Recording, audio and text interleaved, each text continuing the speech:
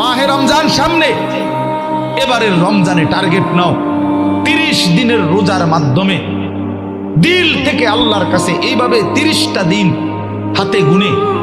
তুমি আল্লাহর সাথে ওয়াদাবদ্ধ হও যে আল্লাহ 30 দিন আমি রোজা রাখবো। এবং যৌন চাহিদা, লজ্জাস্থানের চাহিদা,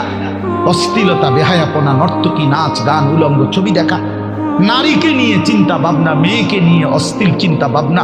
অবৈধ কোনো প্রেম সম্পর্ক, হারাম কোনো রিলেশন, এই সব ত্যাগ করে বন্ধু 30টা দিন মনোযোগ দিয়া রোজা রাখো, তারাবি পড়ো, ইফতার করো, সাহারি করো, তাসবিহ পড়ো, তেলাওয়াত করো, কোনো আলেমে দ্বীনের সাথে উঠা বসা করো, ইমাম সাহেবের সাথে সম্পর্ক করো। ইনশাআল্লাহ দেখবা